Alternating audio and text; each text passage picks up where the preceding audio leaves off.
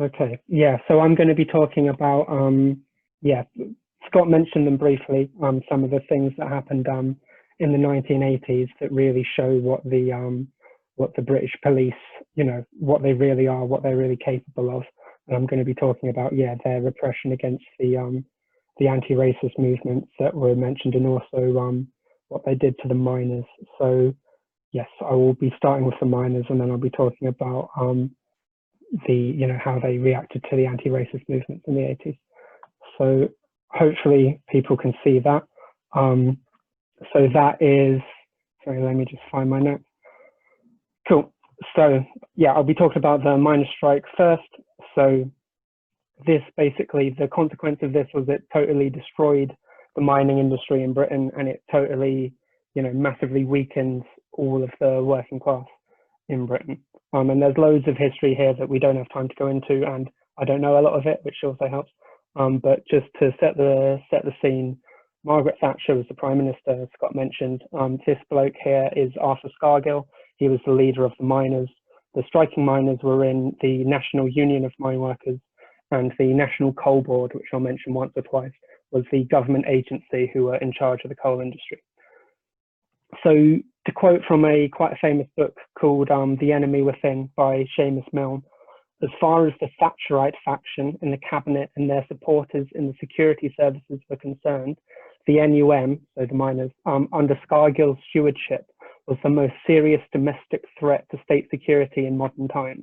And they showed themselves prepared to encourage any and every method available, from the secret financing of strikebreakers to mass electronic surveillance, from the manipulation of agent provocateurs to attempts to fit up miners' officials in order to undermine or discredit the union and its leaders. So, you know, that's what they were doing. And a guy who was Chancellor of the Exchequer at the time, a guy called Nigel Lawson, he said that preparing to fight the miners was just like arming to face the threat of Hitler in the 1930s. So that was how seriously they were taking it. So I'll just talk a bit. So there are two main ways that the police fought the miners. So there was brute force, there was also subversion. So to get a scale of the brute force, 11,000 miners were arrested and thousands suffered severe beatings, and pit villages were under police occupation. I'll just go to the next slide, hopefully. Yeah. Sorry, everyone. Yes. So enormous, I know this was a while ago, so some people might not be familiar with how it works. So basically, the strikers formed pickets to try and stop. So some miners wanted to keep working. They wanted to throw away the aims of the strike, which were to, you know, preserve people's jobs, preserve people's pays. So the ones who wanted to keep working were called scabs, and they were trying to get in the mines, and the pickets were trying to stop them getting in the mines to keep the strike going, to get the workers' demands met. So the police were massively on the side of the scabbing workers, and 1,000 police were used to get 2 scabs into a mine called Gascoigne Wood in Yorkshire. And it took 5 days for police to get 1 scab, a guy called Paul Wilkinson, through the barricades and mass pickets into Easington Colliery in Durham. And, you know, miners responded to this by throwing bricks. They smashed a load of windows at the Easington Coal Board offices, and they overturned cars.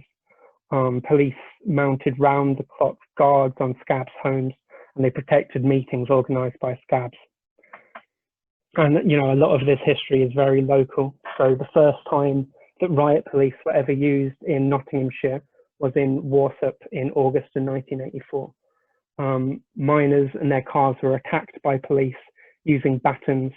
Police cars were driven into miners' cars. Brute force was used to drive the pickets out of Warsop before the shift even began. There was this village in Yorkshire called Armthorpe, where basically the police were an occupying force. So people were, you know, put in hospital after they were being beaten up, broken jaws, lost teeth. People were like hiding in local houses, and, you know, those houses would get their doors kicked in. People were pulled out and beaten up by the police. But there was also a lot more sort of, you know, sneaky things, subversive things that the police did. So there was a massive surveillance operation. So a few years afterwards, it came out that some disaffected employees at GCHQ, which is, the government's sort of one of their spying bodies, it's where they, tap people's phones and read your emails and stuff like that. Hopefully not individually your emails, but you don't know. Disaffected employees from GCHQ, they told The Guardian that Thatcher personally organised a campaign to get Scargill during and after the strike, and they tried to destroy him politically and socially. And that was run by MI5, GCHQ, and the Special Branch. And the MI5 campaign was run by someone called Stella Rimington. She was promoted to the head of MI5 for that. So they tapped people's phones. They worked, the GCHQ workers confirmed that MI5 worked with the Daily Mirror. There was a campaign against Scargill in the Daily Mirror that was run by MI5. They sent in infiltrators. So a guy called Roger Windsor, who was the chief executive of the NUM, was an MI5 agent. So, he's right at the top there, and he was an MI5 agent. And the campaign to demonize the strikes extended into the BBC. So you can see the picture here, hopefully. That was at a place called Orgreave. It's a Battle of Orgreave, where basically the BBC purposely lied. So they had a series of clips that showed fighting, and they edited it in such a way that it looked like the miners were attacking the police and the police were just defending themselves. But that was actually the opposite of reality. It was the police who started on the miners. And a lawyer for the picketers at Orgreave said, Orgreave on June 18th, 1984, reveals that in this country, we now have a standing army available to be deployed against gatherings of civilians whose congregation is disliked by senior police officers. It is answerable to no one. It is trained in tactics which have been released to no one, but which includes the deliberate maiming and injuring of innocent persons to disperse them in complete violation of the law. So, there's been inquests into what happened at Orgreave, and basically you'll be surprised to learn that the Independent Police Complaints Commission have just said, yeah, they were maybe bad, but it was a long time ago. So what are you going to do? That's the position of the IPCC. And one more point I'll make about the miners' strike, that there was concerted effort to split the miners. So in Nottinghamshire, a lot of older people might know this. So in Nottinghamshire, most of the miners were scabs. So most of them wanted to continue working. They wanted to continue getting paid, and they were willing. They thought it was more important for them to do that than for them to support the strike, support the struggle against the closures of other pits that they didn't work in. But the government fostered that division in the miners by, when they first announced the closure of 20 pits, that was one of the things that started the strike. None of those pits were in Nottinghamshire. So you had all the Notts miners thinking, we're going to be fine. We've got the best pits. We're not going to get shut.